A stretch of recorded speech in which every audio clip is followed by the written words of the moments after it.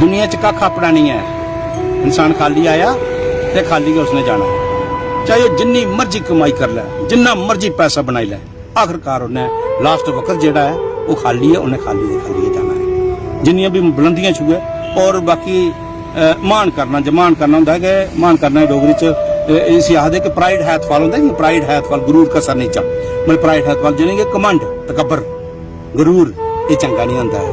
भावें वो हुसन दा बंदा खूबसूरत बड़ा है, कमंड नहीं करना, तकबर नहीं करना, बंदे को बड़ा पैसा है, तकबर नहीं करना, है ना।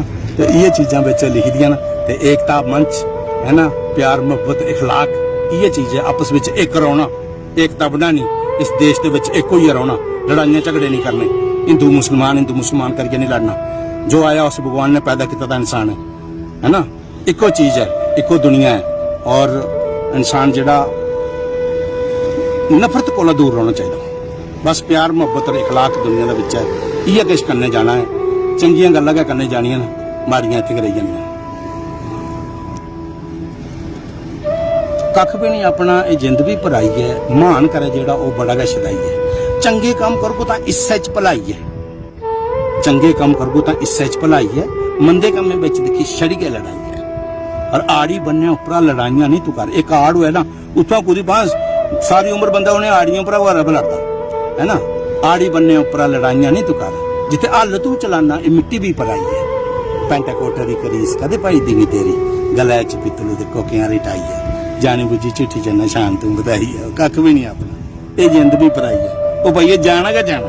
कोई जो आया, बड़े बड़े बादशाह, बड़े बड़े राजे महाराजे, बड़े बड़े पीर पैगंबर, बड़े बड़े पीर फकीर लोग, कोई दुनिया पर नहीं दिया। जिड्डी मर्जी को जिड्डा मर्जी मिनिस्टर क्यों नहीं बनिया, उसने आखिर इस मिट्टी च जाना है।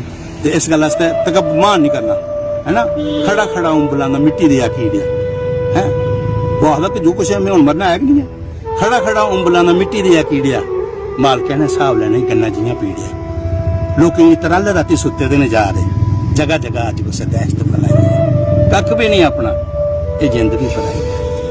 फिर शायर आखदा कि नुआरी वाले पन गया पर रेशमी तलाई है, और लैंटरी मकान थल्ले चिप्स बिछाई है, गद्दे वाले सोफे सैट अगे तरवाई है, और दिल च मैल च ना मोहम्मद शिकराई। समझो रियासी का कच्छ कोल गए रौने जेड़ी पंधाल दरिया चन्हां दे कंढे रौने, बस कख भी नहीं अपना। जिंद भी भराई है, मान करे जेड़ा